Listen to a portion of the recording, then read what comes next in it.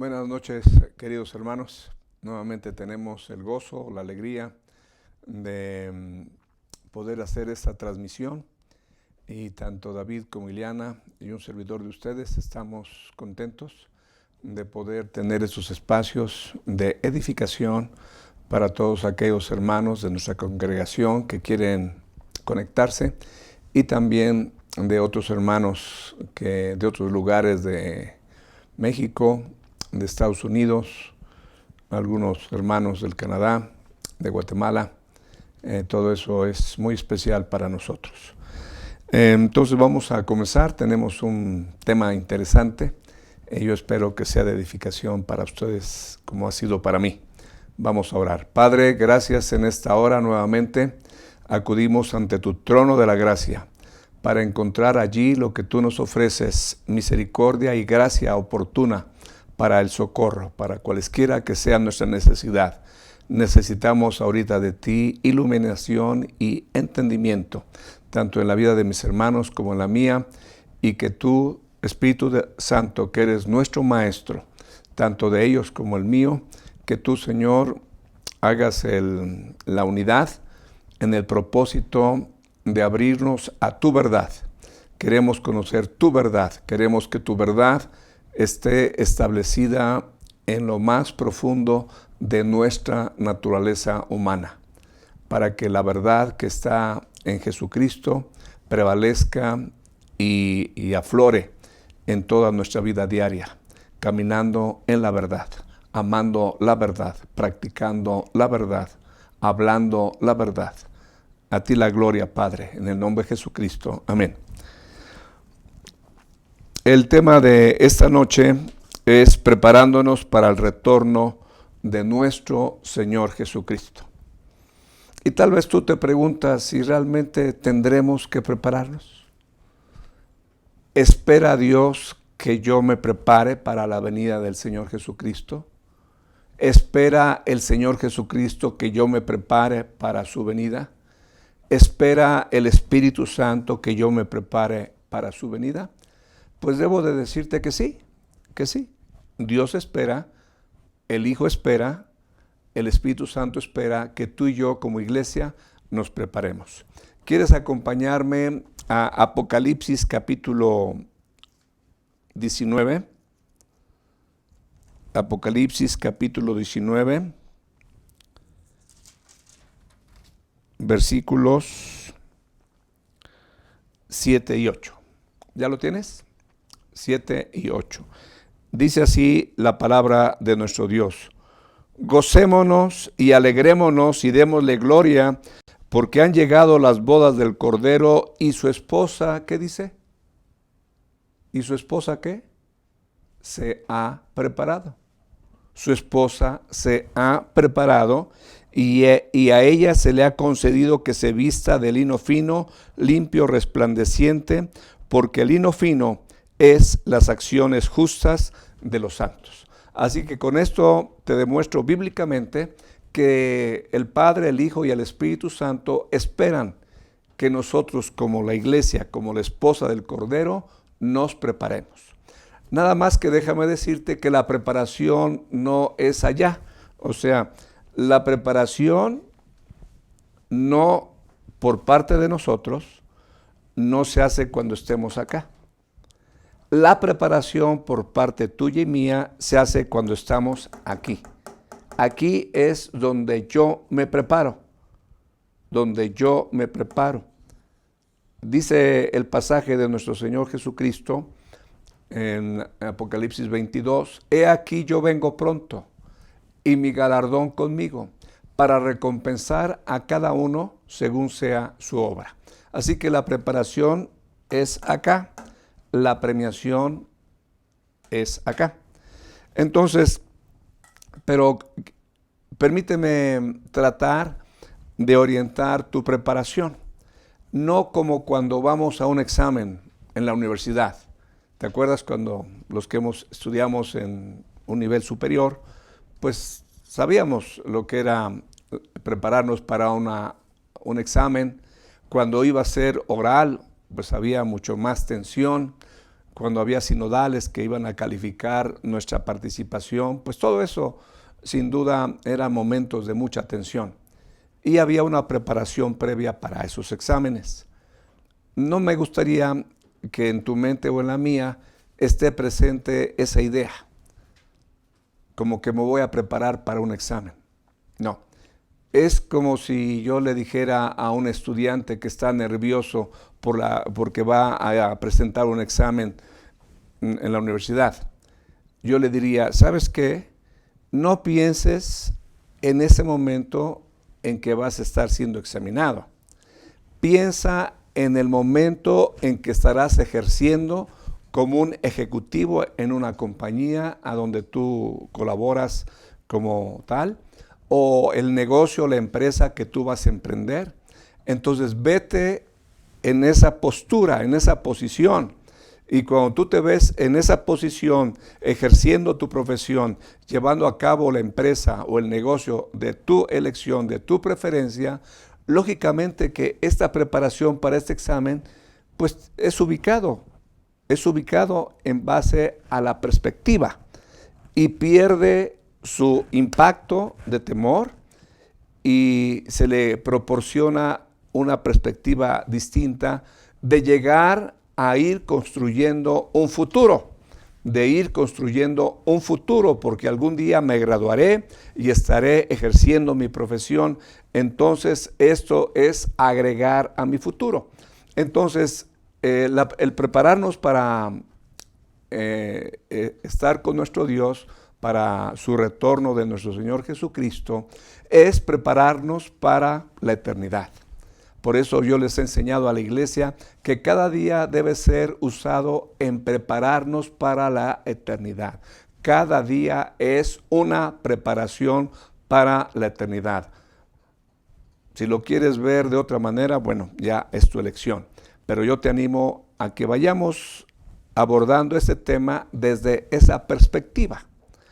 Y la existencia de la iglesia en los planes de Dios le da sentido a la historia de la humanidad.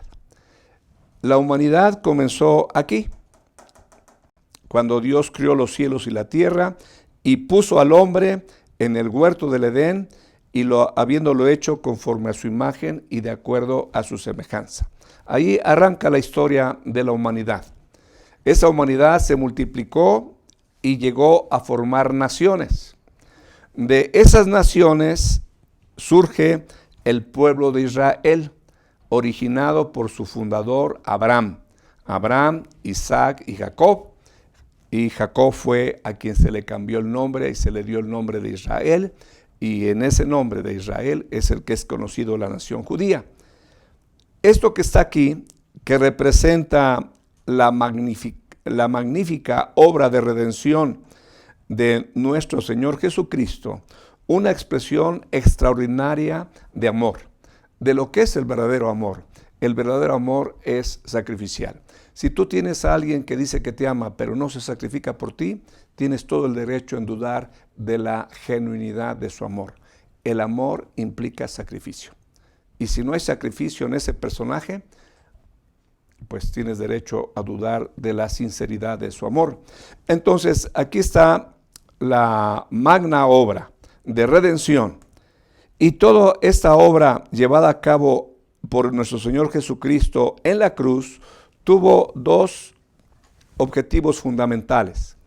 Uno, proveer las bases legales para el cumplimiento del pacto que Dios concertó con Abraham, ratificado con Isaac y Jacob, el pacto que Dios concertó con David y el pacto que Dios hizo con la nación de Israel, el pacto nuevo. Eso ya hemos platicado de eso, no lo repito. Entonces, gracias a lo que ocurrió aquí, esos pactos tendrán pleno cumplimiento acá. Pero esta sangre derramada tenía otro objetivo. Y te he compartido la idea, yo me imagino algo así, ¿no? Que el padre le dijo al hijo, hijo, no me gusta que estés solo, quiero que tengas una compañera.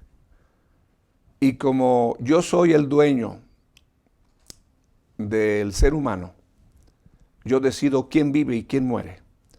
Yo quiero darte una porción de esos seres humanos que se van a ir reproduciendo por medio del sistema de la procreación.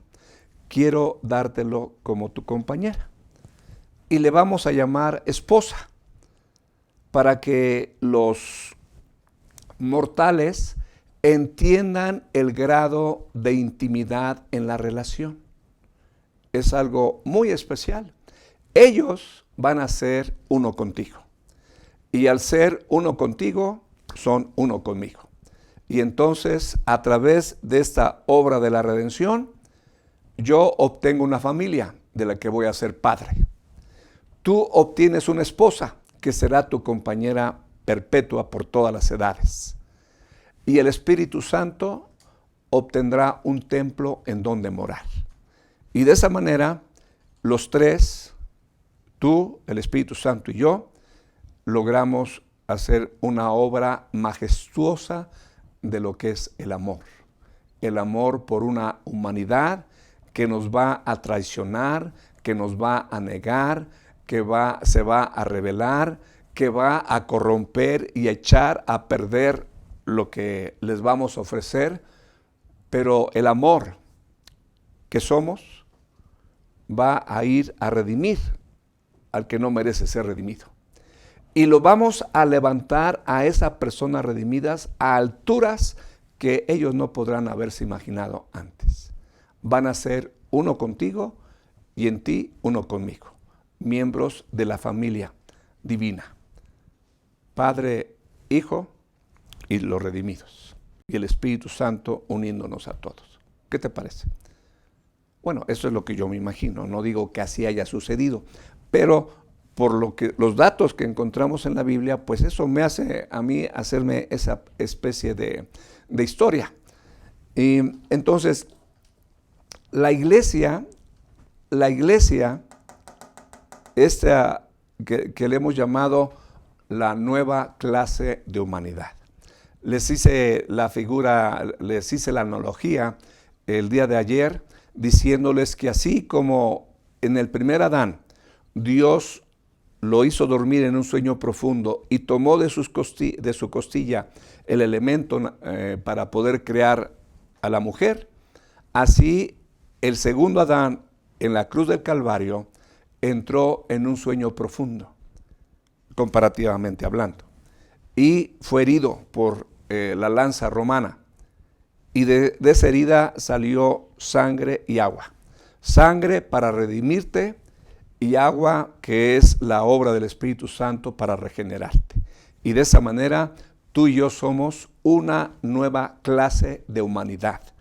Lavados por la sangre de Cristo, perdonados con la sangre de Cristo, limpiados de nuestra maldad con la sangre de Cristo, reconciliados con Dios por medio de la sangre de Cristo, justificados, santificados y redimidos por la sangre de Cristo, habiendo sido rescatados de una vana manera de vivir por la sangre de Cristo, habiendo sido hechos cercanos al Padre por la sangre de Cristo, teniendo la libertad de entrar en la presencia de Dios a través de la oración, por medio de la sangre de Cristo, y teniendo una herramienta poderosa para vencer al diablo y ponerle sus límites, que es la sangre de Cristo. Entonces, esta obra maravillosa del Señor Jesucristo, llevada a cabo en la cruz del Calvario, entonces le ofrece el fundamento legal para que se cumplan los pactos que ya te mencioné, y el fundamento legal para que esa nueva clase de humanidad esté en el cielo, llegue a ser la esposa del Cordero y tenga una habitación gloriosa en los cielos, en la nueva creación, cielos nuevos y tierra nueva. Entonces, por eso te digo que la iglesia en los planes de Dios le da sentido a la historia. Era necesario, para que esto fuese posible, la iglesia en su nuevo hogar, para que eso fuese posible, era necesario naciones, era necesario Israel, era necesario 13 tribus, no 12, son 13 tribus, incluyendo la de Leví, son 13, para que no vayas a decir que soy un ignorante y que en lugar de decir que las 12 tribus son 13, son 13. Las 12 más la de Leví son 13. Entonces, era necesario que hubiera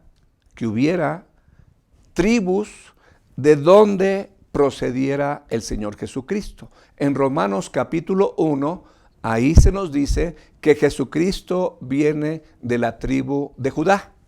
Era necesario que hubiera una tribu de Judá, que hubiera un rey llamado David y que hubiera todo un linaje del cual Jesucristo descendiera. Todo un linaje para que Él llegara a establecer su reinado acá. Pero todo esto entonces tiene sentido cuando piensas en la iglesia. No, es que el Señor se voló la barda. Bueno, permíteme decirlo de esa manera, se voló la barda. Tú podrías haberte imaginado que algún día el creador del universo iba a crear una nueva creación de manera tan especial que iba a ser la esposa, donde iba a estar la esposa del Cordero, la esposa del Hijo de Dios. Bueno, de eso ya platicamos hace algunas noches, ¿no? Entonces, vamos a Apocalipsis capítulo 19, por favor. Entonces, el prepararnos no es para un examen, sino es para toda una eternidad, para toda una eternidad. Y ahorita te voy a explicar un poquito más. Entonces, Apocalipsis 19, 1 al 8, dice así: después de esto oí una gran voz de una gran multitud en el cielo que decía: aleluya, salvación, honra, gloria y poder son del Dios, del Señor Dios nuestro. El cielo está de fiesta. Allí diríamos que hay una pachanga espiritual maravillosa. Algo está sucediendo, algo se está preparando o algo va a acontecer. Versículo 2, porque sus juicios son verdaderos y justos, pues ha juzgado a la gran ramera que ha corrompido a la tierra con su fornicación y ha vengado la sangre de sus siervos de la mano de ella. Otra vez dijeron aleluya, y el humo de ella sube por los siglos de los siglos. Y los 24 ancianos y los 4 seres vivientes se postraron en tierra, adoraron al que estaba sentado en el trono y decían amén, aleluya. Los 24 ancianos están representando a la iglesia. Te lo voy a explicar un poquito más adelante. Los 24 ancianos están representando a la iglesia. Y los 4 seres vivientes se postraron en tierra y adoraron ¿a quién? ¿Al Hijo? No. ¿A quién adoraron? Al Padre. Porque hay momentos en que dice al que está sentado en el trono, al que vive por los siglos de los siglos, sea la alabanza, la gloria, la honra, se está refiriendo al Padre. En Apocalipsis 5 dice al que está sentado en el trono y al Cordero, ahí se aclaran que están los dos, se está refiriendo a los dos y reciben alabanza. Pero aquí en el capítulo 19 no está el Cordero, de por medio está el Padre.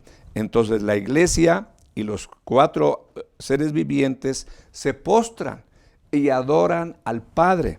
Versículo 4, que estaba sentado en el trono y decían amén, aleluya. Y salió del trono una voz que decía, fíjate qué es lo que sale: alabad a nuestro Dios, al Padre, todos sus siervos, y los que le teméis, así pequeños como grandes. Y oí la voz de una gran multitud, como un estruendo de muchas aguas, y como la voz de grandes truenos que decían, aleluya, porque el Señor nuestro Dios Todopoderosa reina. Y complementan diciendo, gocémonos y alegrémonos, démosle gloria, porque han llegado las bodas del Cordero y su esposa se ha preparado. Y a ella se le ha concedido que se vista de lino fino, limpio, resplandeciente, porque el lino fino es las acciones justas de los santos. Entonces ya la iglesia está ya está lista para entrar a esas bodas y posteriormente participar de las cenas de las bodas del Cordero. La pregunta sería hoy, ¿cuándo llegó la iglesia allá arriba? Si estaba aquí abajo. Bueno, de eso ya hemos platicado. Y si gustas ir, por ejemplo, a Apocalipsis capítulo 4, versículo 1. En el capítulo 1 están las cosas que Juan vio. Después dice, mejor te lo leo para no equivocarme. Le dice el Señor Jesucristo a Juan, escribe las cosas que has visto, lo que está registrado en el capítulo 1, y las cosas que son, lo que está en el capítulo 2 y capítulo 3. Y las cosas que han de suceder después de estas, capítulo 4 en adelante. Entonces la pregunta es, ¿cuándo llegó la iglesia aquí arriba? Capítulo 4, versículo 1, le dice el Señor a Juan, versículo 1. Después de esto miré, y he aquí una puerta abierta en el cielo. Y la primera voz que oí, que es la del Señor Jesucristo, como de trompeta. ¿Te acuerdas que cuando estudiamos Tesalonicenses se dice que el Señor con voz de mando, con voz de arcángel y con trompeta de Dios descenderá del cielo y los muertos en Cristo resucitarán primero?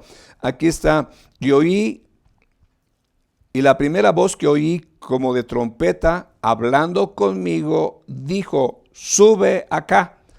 Y te mostraré las cosas que sucederán después de estas. Entonces estoy diciendo que ese versículo creo que podemos entender que es un ejemplo de lo que sucederá con la iglesia.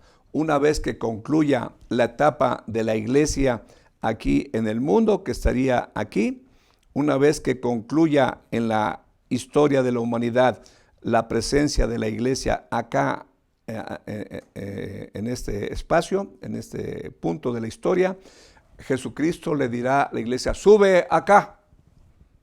Y ahí va la iglesia. Él es el único que tiene la autoridad y la capacidad para poder decir estas palabras. Y entonces vemos en el capítulo 5, 9 y 10, fíjate por favor. Capítulo 5, 9 y 10. Pon mucha atención. Leo desde el versículo 7. Se está refiriendo al Cordero inmolado. Y vino y tomó el libro de la mano derecha del que estaba sentado en el trono. Y cuando hubo tomado el libro, ¿quién lo tomó? El Cordero inmolado, el Señor Jesucristo, ya exaltado. Los 4 seres vivientes y los 24 ancianos se postraron delante del Cordero. Todos tenían arpas y copas de oro llenas de incienso, que son las oraciones de los santos, y cantaban un cántico nuevo diciendo, digno eres de tomar el libro y de abrir sus sellos, porque tú fuiste inmolado. Y fíjate la confesión de los 24 ancianos. Y con tu sangre nos has redimido para Dios de todo linaje y lengua y pueblo y nación, y nos has hecho para nuestro Dios reyes y sacerdotes, y reinaremos sobre la tierra. Entonces los 24 ancianos que están ahí postrados, te digo que representan a la iglesia, porque hacen una confesión que únicamente los redimidos podemos hacer. Mira por favor en el capítulo 1 de Apocalipsis, versículo 5 y 6, fíjate, y de Jesucristo, el testigo fiel, el primogénito de los muertos y el soberano de los reyes de la tierra, al que nos amó y qué cosa hizo, nos lavó de nuestros pecados con su sangre y qué cosa hizo, y nos hizo reyes y sacerdotes para Dios su Padre. A él sea la gloria, a él sea gloria e imperio por los siglos de los siglos. Amén. Entonces, esto que está aquí escrito y que está siendo confesado, lo mismo, la misma confesión se hace en el capítulo 5, donde se dice que los ancianos están cantando y están confesando que han sido hechos para nuestro Dios reyes y sacerdotes. Y es la misma situación que se encuentra en Apocalipsis capítulo 20, versículo 6, que leímos el día de ayer. Apocalipsis 26 dice: bienaventurado y santo el que tiene parte en la primera resurrección, y la segunda muerte no tiene potestad sobre ellos, sino que serán, que dice, sacerdotes de Dios y de Cristo, y reinarán con él 1000 años. Entonces, si unes Apocalipsis 26, unes Apocalipsis 5, 9 y 10 y Apocalipsis 1, 5 y 6, ahí tienes la justificación para pensar que los 24 ancianos representan a la iglesia. Entonces, la iglesia, ¿cuándo se va? Cuando en el rapto. Aquí en Apocalipsis 4:1, cuando le dice el Señor, ven acá, está representada la iglesia por Juan. Aquí están la iglesia, los redimidos, los limpiados con la sangre de Cristo, los lavados con la sangre de Cristo. Aquí están los comprados con la sangre del Señor Jesucristo. Entonces, hay una algarabía allá, habrá una algarabía allá arriba en el cielo cuando llegue ese momento. Ese momento de las bodas del Cordero y la cena del Cordero tiene que suceder en este espacio, porque después de la conclusión de las bodas se ve que el rey regresa. Mira, por favor, volvamos a Apocalipsis 19.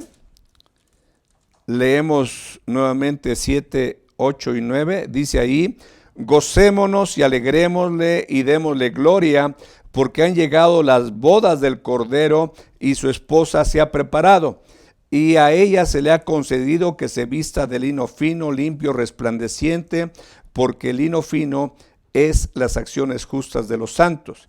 Y el ángel me dijo: escribe, bienaventurados los que son llamados a la cena de las bodas del Cordero. Y me dijo: estas son palabras verdaderas de Dios. Y yo me apostré a sus pies para adorarle. Fíjate cómo Juan todavía no había sido glorificado. Todavía anda tropezándose. ¿Cómo va a adorar a un ángel? Pues, ¿qué le pasa a este Juan? Bueno, no está glorificado, simplemente está visitando el cielo, y lo que le dicen es tan asombroso que entonces pues se quiere postrar, pero lo corrigen. Y le dice ahí: mira, no lo hagas, yo soy consiervo tuyo y de tus hermanos que retienen el testimonio de Jesús. Adora a Dios, porque el testimonio de Jesús es el espíritu de la profecía. Y entonces, versículo 11, entonces vi el cielo abierto, y he aquí un caballo blanco, y el que lo montaba se llamaba fiel y verdadero, y con justicia juzga y pelea. Sus ojos eran como llama de fuego, y había en su cabeza muchas diademas, y tenía un nombre escrito que ninguno conocía sino él mismo. Estaba vestido de una ropa teñida en sangre, y su nombre es el Verbo de Dios. Y los ejércitos celestiales, vestidos de lino finísimo, blanco y limpio, le seguían en caballos blancos. De su boca sale una espada aguda para herir con ella a las naciones, y él la regirá con vara de hierro, y él pisa el lagar del vino del furor y de la ira del Dios Todopoderoso. Todopoderoso. 16. y en su vestidura y en su muslo tiene escrito este nombre: Rey de Reyes y Señor de Señores. Y vi a un ángel que estaba en pie en el sol y clamó a gran voz, diciendo a todas las aves que vuelan en medio del cielo: venid y congregaos a la gran cena de Dios. Esta gran cena de Dios no es la cena de las bodas del Cordero. Allá es una festividad, son bodas, hay alegría, regocijo. En esta cena tiene que ver con juicio. Congregaos a la gran cena de Dios. Fíjate por favor el banquete que tendrán las aves del cielo, para que comáis carnes de reyes y de capitanes, y carnes de fuertes, carnes de caballos y de sus jinetes, carnes de todos libres y esclavos, pequeños y grandes, etc. Y ahí continúa el texto. Lo que quiero nada más, he leído esta parte para decirte que las bodas del Cordero, la cena de las bodas del Cordero, se tienen que llevar a cabo en este espacio, porque después de ese evento, lo que sigue proféticamente en el horizonte profético es la venida del Señor Jesucristo a establecer su reino milenial y a juzgar a las naciones. Entonces, en el horizonte profético vemos el arrebatamiento. En el horizonte profético vemos el inicio de la semana 70, la tribulación y la gran tribulación. En el horizonte profético vemos el día de Cristo y el tribunal de Cristo y las bodas del Cordero y las cenas de las bodas del Cordero. Y en el horizonte profético vemos el establecimiento del reino mesiánico. Espero que todo esto te esté animando. Espero que estés animado, fortalecido, agradecido con Dios de que tu futuro es promisorio. O sea, hay promesas divinas que avalan dónde vas a estar tú y dónde voy a estar yo, por ser de los redimidos por la sangre de Cristo, de los comprados por la sangre de Cristo, por formar parte de esa nueva clase de humanidad, de esa compañía celestial cuya ciudadanía la tenemos allá en el cielo, de donde esperamos a nuestro Señor Jesucristo, el cual cuando venga transformará el cuerpo de la humillación nuestra para que sea semejante al cuerpo de la gloria suya. Entonces, déjame preguntarte, ¿para quién te gustaría prepararte? ¿Para tu Salvador? ¿Para tu Redentor? ¿Para tu Maestro? ¿Para tu Pastor? ¿Para tu Sanador? ¿Para tu Libertador? ¿O para tu esposo? Todo eso describe a Jesucristo, claro. Si eliges cualquiera de ellos, pues no es que hayas cometido un error. Simplemente que estamos hablando de bodas, estamos hablando de iglesia, estamos hablando de esposa y de esposo. Entonces la idea es que tú te prepares de la mejor manera para engalanarte para tu esposo. Sería bueno preguntarle, yo creo que a las mujeres que se han casado y que se han casado bien, porque hay gente que llega mal a su matrimonio y pues ahí le taparon el ojo al macho y la presentaron de blanco.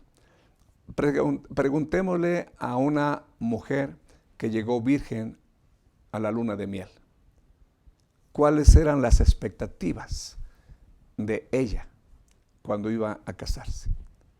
Más o menos podríamos tener una idea, porque si tú me lo preguntas a mí, pues yo soy un hombre, ¿no? Entonces no llegué en el mismo caso que mi mujer. Mi mujer, una señorita virgen, pues llegó con expectativas que yo no tenía. Yo ya era un hombre que había tenido experiencias sexuales. No es la misma mentalidad, no es la misma expectativa. Entonces yo creo que ellas podrían orientarnos en cuanto a esas mariposas que se sienten en el estómago, anticipando cosas hermosas en el tiempo de la boda y de la luna de miel. Tal vez podrían ayudarnos a entender lo que piensa un corazón. lo que siente un corazón. Pero en este caso es a nuestro esposo, el Señor Jesucristo, el que te ama como nadie más te puede amar, el que hizo por ti lo que nadie más puede hacer por ti, el que está haciendo por ti lo que nadie más puede hacer por ti, y el que tendrá un futuro promisorio que nadie en esta tierra te puede ofrecer. Así que tú debes en tu corazón sentir ese amor, esa gratitud, esa alegría, esa expectativa, ese anhelo de estar ya con tu amado, el Señor Jesucristo, nuestro amado esposo. Entonces, dice, ya leímos que a su esposa se le ha concedido que se prepare. Su esposa se ha preparado y se ha vestido de lino fino, limpio, resplandeciente. Te decía yo que la preparación se lleva aquí abajo. Aquí se lleva a cabo la preparación. Aquí en el tribunal de Cristo, en el día de Cristo, seremos recompensados y se nos darán nuestras vestimentas. Es en ese momento, cuando estamos delante de nuestro Salvador Jesucristo, nuestro Redentor y nuestro esposo, donde Él nos evaluará. He aquí yo vengo pronto y mi galardón conmigo para recompensar a cada uno según sea su obra. Así que entonces ante el tribunal de Cristo es donde te visten. ¿Cómo te visten? De lino fino, de lino limpio, de lino resplandeciente. Pero eso ¿cómo sucede o por qué sucede? Dice, el lino fino son las acciones justas de los santos. Entonces, cuando tú llegas a Jesucristo y comienzas una relación con tu Señor y Salvador y con tu esposo, comienza la oportunidad de que lleves a cabo acciones justas, de que sirvas a tu Señor. Por ejemplo, yo soy pastor y he sido pastor por varias décadas. Comencé a predicar desde los 20 años. No me preguntes qué prediqué ni cómo lo hice, pero algo hice. Desde ese entonces hasta el día de hoy, he ido haciendo acciones, obras. Si son justas o no son justas, eso yo no lo determino. Eso lo determinará nuestro Señor Jesucristo. Cada vez que predico, cada vez que enseño, cada vez que visito a un hogar, cada vez que oro por las personas, cada vez que evangelizo, cada vez que reparto mis tratados, cada vez que regalo Biblia, cada vez que doy mi ofrenda, cada vez que doy mi diezmo, cada vez que sirvo a su reino de alguna manera, esas son acciones justas. Y esas serán nuestra vestimenta, que esa acción justa que tú y yo hicimos será cambiado por ese vestido de lino fino, limpio, resplandeciente. Si tú eres una persona que nada más llegas a la iglesia, cantas, te sientas, alzas las manos, ofrendas, te vas y no haces nada por tu Señor y Salvador, pues déjame decirte que tus vestimentas serán muy raquíticas, en el mejor de los casos que llegues. Porque el Señor Jesucristo aclaró, no todo el que me dice Señor, Señor, entrará en el reino de los cielos, sino el que hace la voluntad de mi Padre que está en los cielos. Esas son palabras de Jesucristo, no son de un teólogo, no son de un maestro de un seminario, no son palabras de un pastor, no son palabras de algún líder eclesiástico, son palabras mismas de Jesucristo. No todo el que me dice Señor, Señor, entrará en el reino de los cielos, sino el que hace la voluntad de mi Padre que está en los cielos. Y si tú haces la voluntad del Padre que está en los cielos, es imposible que estés estático e inactivo. Es imposible. El hacer su voluntad te va a llevar al servicio. Ya hablamos de esto cuando hablamos sobre 1 Tesalonicenses. acerca del servicio. Se convirtieron de los ídolos para servir al Dios vivo y verdadero. Entonces, no todo servicio que se hace en el reino es calificado como una acción justa. Depende de tus motivaciones, depende de tus actitudes, depende de tus intenciones, depende de tus pensamientos, sentimientos.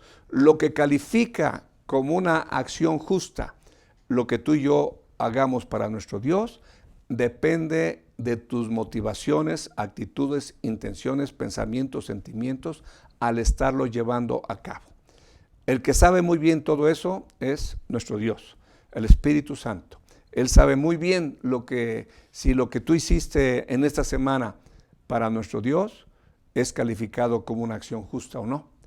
No depende de cómo te sentiste, no depende de lo que sucedió con lo que tú hiciste. Eso depende de Dios, del Espíritu Santo.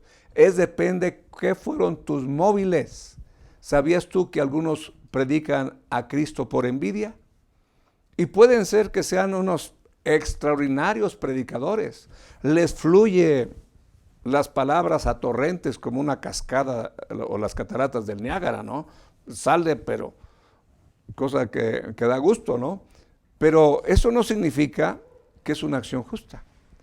¿De qué depende que es una acción justa? De lo que se piensa cuando se está sirviendo, de lo que se siente cuando se está sirviendo, de lo que son las motivaciones, actitudes, intenciones al servir. Eso es lo que Dios tomará en cuenta para saber si lo que tú y yo hacemos para nuestro Dios es algo justo. Espero estarme explicando. Así que cuando tú llegues y tú y yo lleguemos al tribunal de Cristo, estaremos ante nuestro Dios, Jesucristo, seremos vestidos de lino fino, nos pondrán coronas y entonces ya estamos listos para ir a las bodas del Cordero. Y llegaremos con vestidos de boda, no sin vestidos de boda, con vestidos de boda. Y esos vestimentas te las proporcionará tu esposo, el Señor Jesucristo. Así como aquí en la tierra, lo normal es que el marido compre el vestido de la mujer. En mi caso, así fue. Yo fui con mi muñeca, con Susi, y le dije, a ver, vente, vamos a buscar tu vestido. Y ya checamos, ese es el que le gustó, ese yo lo pagué. Yo le di el vestido a mi esposa, se lo compré. En este caso, el esposo es el que nos va a dar el vestido y nos va a dar una corona. En lugar de anillo, nos va a dar una corona. Yo a mi mujer le di un anillo. El esposo celestial nos va a dar una corona o varias coronas, depende. Yo me imagino que el apóstol Pablo pues ha de pedir una extensión de su cabeza, ¿no? ¿Por qué? Por tantas coronas que sin duda tendrá por haber sido el hombre que fue. Tú y yo, pues en el mejor de los casos, recibiremos esperamos recibir una corona. Así que entonces, es aquí donde nos preparamos y es aquí donde nos visten. Si tú no te preparas acá, llegarás en un mal momento allá arriba. Es decir, sin todos esos méritos.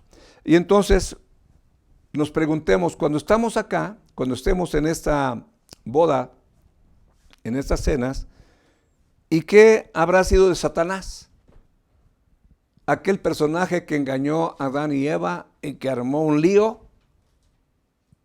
Tú y yo estaremos allá, no sé si nos recordemos de él, yo me imagino que no, pero si acaso podremos decir, está derrotado eternamente. Y de la caída del hombre, ¿qué diremos? Satanás está humillado eternamente. Y cuando pensemos en el Calvario, cuando esta obra tan hermosa, ¿qué diremos? Estará sufriendo eternamente.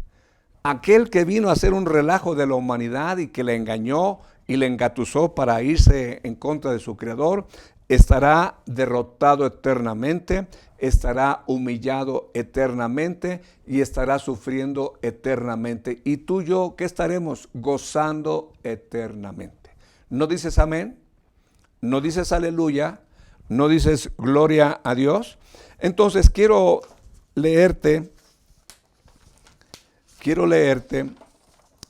7 elementos en los que podemos trabajar para podernos preparar para esas bodas del Cordero. La preparación aquí, para ser premiados allá, vestidos y coronados para estar listos para las bodas del Cordero. Déjame comentarte que al estar pensando en cómo podía yo preparar este mensaje en cuanto a la preparación, pues ya te compartí lo que te he dicho en estos 45 minutos. Hay muchos pasajes que podrían haberse utilizado para hablar de la preparación, pero lo que yo hice fue ir a donde el Señor Jesucristo les habla a sus discípulos de su regreso. Y ese pasaje que está en Juan 14, 1 al 3, está dentro de todo un conjunto de capítulos. Capítulo 13, 14, 15, 16, que es lo que sucede, lo que el Señor les dijo y lo que sucedió en el aposento alto, en la última noche que pasó el Señor Jesucristo con sus discípulos, y de allí al huerto de Getsemaní, oró, y de ahí lo apresaron y se llevó a cabo su crucifixión posteriormente.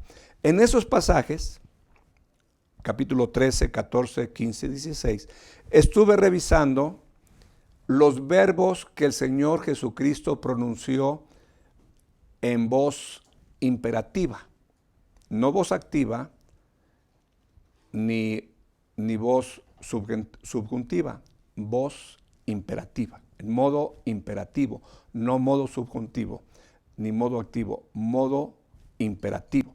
Entonces encontré 7 imperativos, te los voy a leer para que los anotes, y entonces después de eso, en el tiempo que nos queda, podré hacer alguna alusión a alguno de ellos, y con eso tienes tú allí la forma en que te puedes preparar para la venida del Señor, para el retorno de nuestro Señor Jesucristo, el retorno del Señor Jesucristo, para que va a venir por su iglesia y la va a trasladar, la va a arrebatar para que esté con Él allá en los cielos.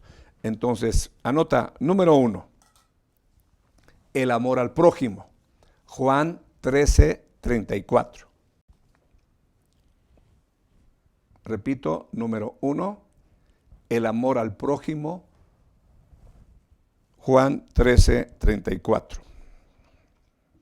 Número 2, la fe en Dios y en Jesucristo. Juan 14, 1. La fe en Dios y en Jesucristo. Juan 14, 1. Número 3, el guardar los mandamientos de Cristo. Juan 14, 15. Número 3, el guardar los mandamientos de Cristo. Juan 14, 15. Número 4, el tener un corazón libre de turbación y miedo. Juan 14, 1 y 27. Juan 14, 27. Repito, el tener un corazón libre de turbación y de miedo. Juan 14, 1, 27. Número 5, el permanecer en el Señor Jesucristo y en sus palabras. Juan 15, 4 y 7. Repito, número 5, el permanecer en el Señor Jesucristo y en sus palabras. Juan 15, 4 y 7.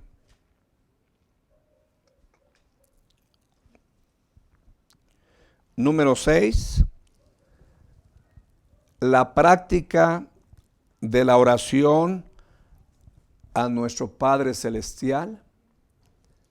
Número 6, la práctica de la oración a nuestro Padre Celestial. Juan 16, 23 y 24. La práctica de la oración a nuestro Padre Celestial. Juan 16, 23 y 24. Y número 7, la confianza en la persona y en la victoria del Señor Jesucristo. La confianza en la persona y en la victoria del Señor Jesucristo.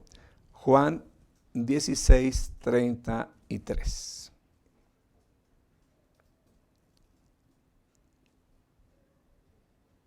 ¿Vamos bien? Bueno, déjame leerte así de recorrido, sin tocar los pasajes, los conceptos.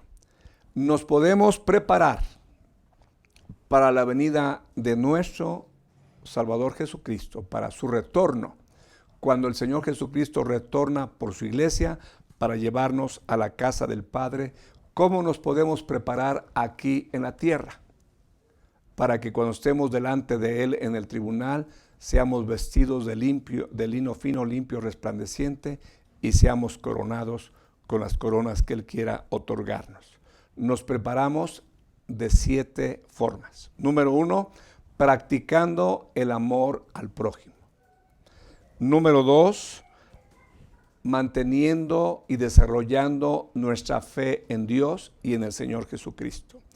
Número 3, guardando los mandamientos de nuestro Señor Jesucristo. 4, el tener un corazón libre de turbación y de miedo. Número 5, el permanecer en el Señor Jesucristo y en sus palabras. Número 6, la práctica de la oración a nuestro Padre Celestial. Y número 7, manteniendo la confianza en nuestro Señor Jesucristo y en su victoria. Son 7 cosas que yo encontré en esos capítulos a los que hice referencia. Déjame decirte brevemente, el amor al prójimo, hermano, es el segundo más grande mandamiento de todos. Si andas mal en estás mal en el resto. Y parte del amor al prójimo es el perdón de todo corazón para el prójimo. Si andas ahí batallando con la falta de perdón, arréglalo cuanto antes. La fe en Dios y en Jesucristo. Ahí es lo que nos conecta con nuestro Dios. La fe. No hay fe, no hay conexión. Hay fe, hay conexión. El guardar los mandamientos de Cristo, guardar y obedecer no son lo mismo. Obedecer es muy importante, pero guardar es mucho más profundo e intenso. Obedecer simplemente hago lo que me están pidiendo, pero guardar significa que valoro, atesoro y cuido lo que me están dando como algo muy valioso. Es diferente. Y el Señor Jesucristo quiere que tú y yo guardemos sus mandamientos. No solamente que los obedezcamos, sino que los guardemos, los tengamos como algo muy preciado, de un alto valor que debemos de guardar, debemos de cuidar. El tener un corazón libre de turbación y de miedo es que si tú tienes un corazón turbado, ¿qué significa turbado? Que tu ánimo está alterado y está confundido y no atas ni desatas y no sabes ni qué pensar. Eso es turbar, tener turbación. Y miedo es una sensación de angustia provocada por algo que está sucediendo. Si tú permites que en tu corazón haya temor, haya miedo, haya turbación, es porque entonces el número 2 está en crisis. ¿Cuál es el número 2? La preparación número 2, la fe en Dios y en el Señor Jesucristo. Así que es importante que tú confirmes que tú tienes fe en Dios y en Jesucristo, teniendo y vigilando que tu corazón esté exento de temores, de ansiedades, de preocupaciones, de turbaciones. Date a esta tarea. Si tú tienes un problema con tu corazón en ese aspecto, busca a tu pastor, que es tu servidor. Busca al hermano David Vivas, a Ileana, a la hermana Nadia, que son los obreros de nuestra iglesia, o busca a alguno de los ancianos, pero busca ayuda, no te quedes así. Eso se tiene que arreglar.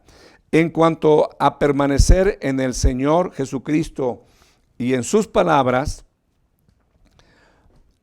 yo puedo decirte que uno quiere estar con quien uno ama. Y si tú amas al Señor Jesucristo, querrás estar con Él. El permanecer con Él es mantenerse en lo que uno dijo al principio.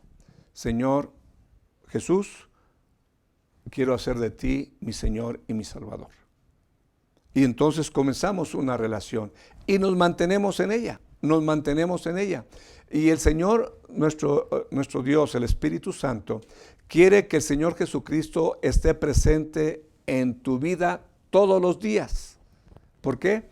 Porque hay una exhortación que se nos dice que, y todo lo que hagáis, sea de palabra o de hecho, hacedlo en el nombre del Señor Jesús con acción de gracias. Eso significa que desde que despiertas puedes despertar en el nombre de Jesucristo y con acción de gracias. Y que si vas al baño a bañarte y a ducharte, lo puedes hacer en el nombre de Jesús con acción de gracias. Y si vas al WC, también tienes que darle gracias al Señor porque te permite desalojar todas las toxinas que están colocadas en tu cuerpo. Y si tienes agua con que lavarte, dale gracias a Dios por el agua. Si tienes donde dormir, dale gracias a Dios por la cama. Y en fin, que en tu corazón esté presente Cristo y la gratitud que le tienes a tu Padre, al Señor Jesucristo y al Espíritu Santo por rodearte con tanto favor. Entonces, permanecer en Cristo y en sus palabras significa eso, de que me mantengo pensando en Jesucristo, agradeciéndole a Jesucristo, y su palabra está constantemente recordada, valorada, meditada por ti y por mí. Eso significa permanecer en Cristo. ¿Y sabes qué es lo que hacía la iglesia primitiva? En el capítulo 2 se nos decía que se reunían todos los días. ¿Para qué? Para estar hablando de Cristo y aprendiendo de Cristo. Una hermana que visitó mi casa me decía: pastor, esto que ha sucedido en la pandemia ha sido maravilloso, porque estamos constantemente en contacto los hermanos a través de las reuniones por medio de Zoom, de Facebook y todo esto que estamos haciendo. Sí, porque nos reunimos el domingo, nos reunimos algunos hermanos el lunes, otros hermanos el martes, miércoles, jueves, el viernes, el sábado creo que también se reúnen algunos grupos. O sea, hay espacios para podernos estarnos reuniendo. Y me dijo, mi vida ha cambiado. Pues sí, porque entonces lo que hacemos es que la palabra nos limpia, pero el mundo nos enmugra. La palabra de Dios nos limpia y el mundo nos enmugra. Una hermana me decía, visitando su casa, me decía: pastor, desde aquel día en que usted nos pidió que dejáramos de estar viendo televisión y que dedicáramos ese tiempo para buscar la comunión con Dios, yo le obedecí y mi vida ha sido transformada. Pues claro, porque vamos a la celebración y Dios nos limpia con su palabra y llegamos a la casa y prendemos la televisión y el mundo nos enmugra. Estos hermanos de la iglesia primitiva del primer siglo todos los días se reunían. En nuestra iglesia, por la forma en que está organizada, únicamente los domingos. Ahora, con esta situación que se ha dado, pues nos estamos reuniendo en diversas oportunidades. Bueno, debo de concluir. La práctica de la oración es algo imprescindible para mantener la comunión con el Señor, y la confianza en la persona y victoria de nuestro Salvador debe estar permanente. Con esas 7 cosas yo te comparto, extraídas de los capítulos donde aparece la promesa del Señor Jesucristo de que vendré otra vez y os tomaré a mí mismo para que donde yo estoy vosotros también estéis, pues te lo comparto. Espero que haya sido de edificación, que todo esto te anime y que estés animado y empeñado y determinado y fortalecido en lograr la mejor preparación posible. Porque lo que tú hagas acá o dejes de hacer acá, se reflejará acá. Lo que tú hagas o dejes de hacer acá como cristiano, repercutirá acá. Y recuerda que los ojos de nuestro Señor Jesucristo son ojos de fuego. Tú no podrás marear al Señor Jesucristo, que tú sabes, que tú entiendes, que Dios es amor, que cualquier excusa que tú quieras tener ante Él no valdrá. Sus ojos penetrarán en nuestros corazones y conciencia y entenderemos que no tenemos excusa para no haber hecho lo que teníamos que haber hecho. ¿Sí me explico? Bueno, eso espero. Vamos a terminar con una oración. Señor Jesucristo, queremos dirigirnos hacia ti en esta conclusión. Gracias por permitirnos considerar estas cosas tan asombrosas, tan extraordinarias, tan relevantes, en donde tú has mostrado, juntamente con tu Padre, cuán grande es el amor que ustedes son. El Padre, el Hijo y el Espíritu Santo, trayendo ese amor redentor a una humanidad pecadora como mis hermanos y yo, que hemos sido redimidos de una condenación eterna y hemos sido exaltados a los lugares celestiales, hemos sido hechos uno con Jesucristo y uno contigo, Padre. Y gracias, Señor, por todo lo que tú haces en nuestras vidas. Gracias por esta palabra que encontramos en este libro maravilloso. Gracias por todas las verdades que nos acompañan en nuestro caminar. Gracias por toda la instrucción que nos diste en esta noche y gracias por el ánimo que hay en mi corazón. Y yo espero que también en el corazón de mis hermanos, Señor Jesucristo. Gracias, Jesucristo de Nazaret.